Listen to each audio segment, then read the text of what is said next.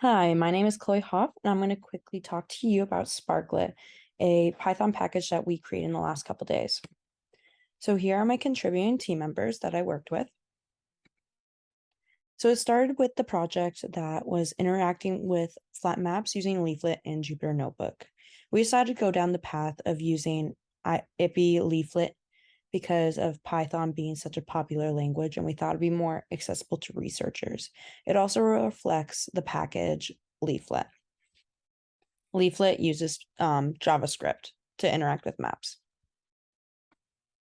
So how we export the flat maps from Spark? You send a GET request to list all the accessible flat maps that the server holds. The server will then return the flat map IDs within a JSON container. So then what do we do with the map IDs? They can be used in many different ways. So for example, you can get an SVG file, an MB tiles, metadata, except header, which is JSON telling you the min and max zoom and bounds, and the annotations that are used on the flat map. So all these have the URL that corresponds to retrieve that type of data. So with that, once you get the image layer, you can pick the desired image layer from the response from the server, and then you will use the URL listed at the end of the arrow to get the tile layer in ipyleaflet. And you can do the same with vector tiles below. So some additional widgets we added was a split map where you can look at two maps side by side, not only Spark flat maps, but as well as an image or a flat map from any other database. You can apply annotations from metadata to the flat map, so the nomenclature of the anatomy is viewable. You can hover over the map and get real-time feedback, as well as markers on the flat map that have defined anatomy. You can also draw on top of the map with polygons, lines, and even text. And there are even things such as heat map add-ons and animated ant path add-ons, which is an animation.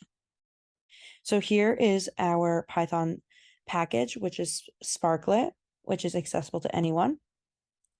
And here you can see all of the add-ons used on a single map. So we can look here, which is a tutorial that uses every single add-on. Here is just the display of a map. As you can see, what is zooming out, these are the markers, which give you titles to every single anatomy. Here you can remove and add back the markers if you want to view the anatomy without the markers. And here is a view of the drawing capabilities for annotation purposes. You can even finish, and then even clear after. And we are currently working on a search bar. This is future work. There needs to be a couple more methods added in the leaflet.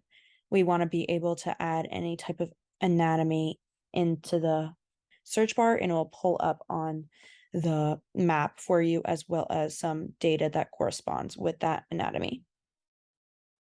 And then finally, there are many others here that you can do, but here you can see the hover technique, which in the bottom right corner, you can see the anatomy pop up.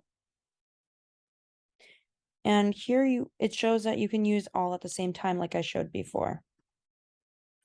The hover, the annotation, search. And finally, you can save a map as an HTML file to the computer. I hope you understand and enjoyed what we have to offer. Thank you so much.